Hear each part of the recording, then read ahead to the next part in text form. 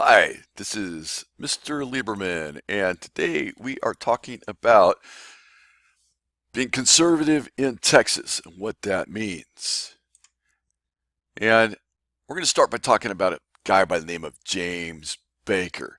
And you start looking at the kind of work he did over his life, it is pretty amazing. He helped George H.W. Bush, this is George H.W. here, here's James Baker, run for Senate. Now, they didn't win, but it got people's attention, particularly President Ford. Whoops, go back to President Ford. This is President Ford right here. And President Ford was President Nixon's vice president. And then when Nixon resigned, President Ford stepped in.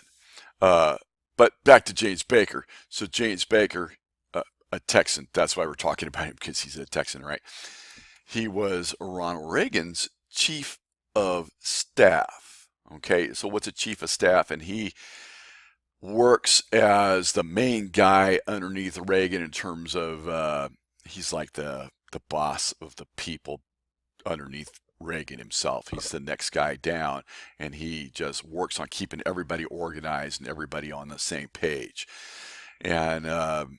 And then finally, he became the Secretary of State in George H.W. Bush's administration. So he came back again to working with George H.W. Bush. Why the picture here with the airplane and the Arabs? It is because the Secretary of State, what do they do? They represent the United States to the rest of the world. And that's what he's doing here. All right. So now let's talk about Phil Gramm. Kind of sounds like Graham Cracker, right? Graham Cracker. So, well, the reason I put this picture up here is because Phil Gramm is famous for switching. He was a Democrat in Texas, in Congress, and then he switched in 1983 and became a Republican. Right. Now, this is Kay Bailey Hutchinson, amazing woman, right? So she is Texas' first female legislator, okay? And that's her right there with all those women. And now, it's not that she's an amazing woman. See, we say that a lot, and so do I. She's an amazing person, period.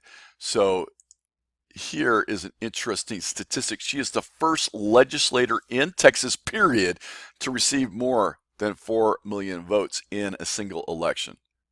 All right, so nobody had done it before her.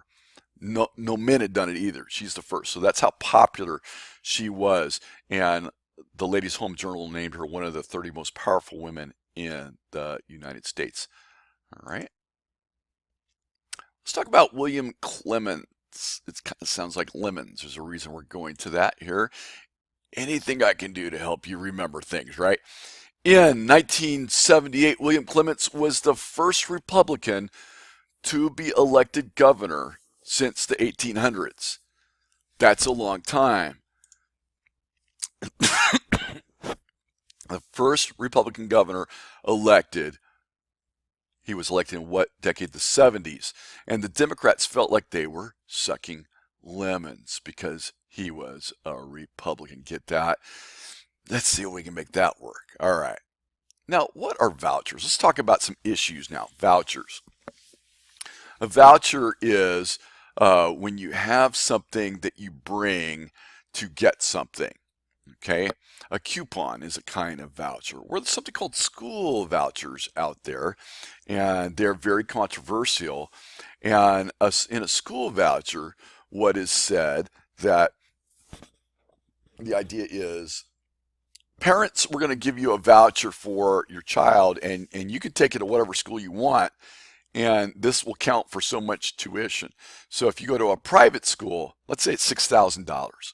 You can go to the private school, and the government will send that private school the $6,000. Okay, that's an example. That's an example.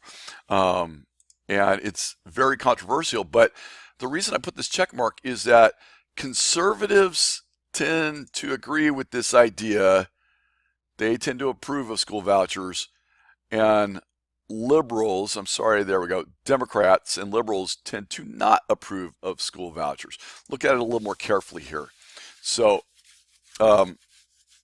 here's a political cartoon from the conservative side. It says, that's bad education policy. We're going to give money to the federal bureaucracy. Now, this is, remember, political cartoons are by their very nature slanted on purpose. You always expect, you're looking for what is the slant. This is the slant from the conservative side. And this shows the elephant, meaning the conservative giving the money to the parents instead of the federal bureaucracy. By the way, this is Bill Clinton. So this is an idea that's been around since his presidency.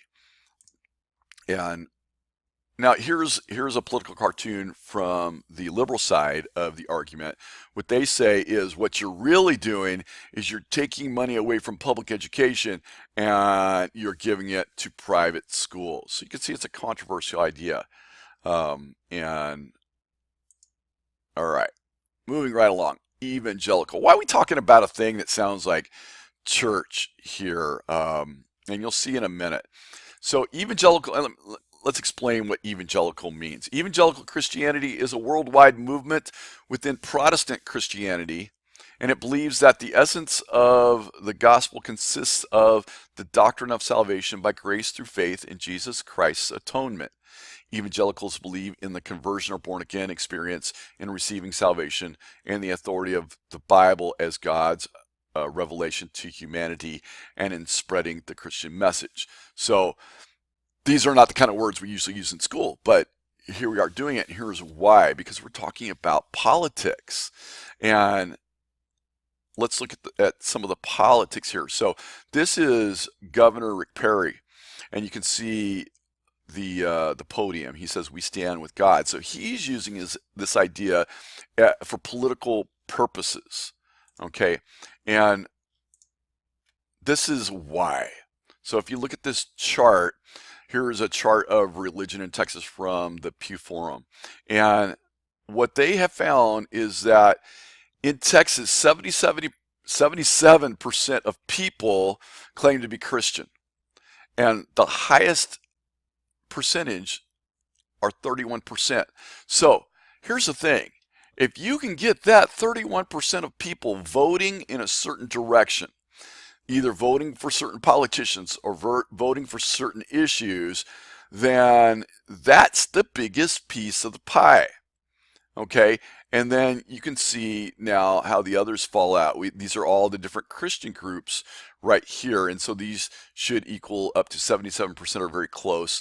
And here are non-Christian faiths. You can see they're quite a bit smaller when you get to the non-Christian or unaffiliated parts. Here's 18%. Well, that's a pretty big chunk too, but it's hard to get unaffiliated persons to kind of all go in the same direction.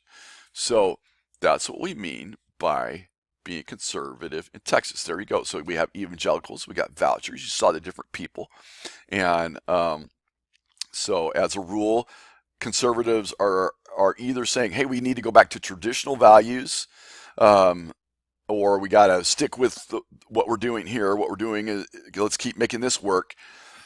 Or on the other end of the spectrum are liberals, and the liberal side says we need change, and we need it now, and we need it fast. And so those tend to be the two different sides of the spectrum, and they tend to pull against each other. Sometimes they come into agreement on certain things, and then sometimes they are poles apart. Conservatives in Texas, or conservative, being conservative in Texas. There you go.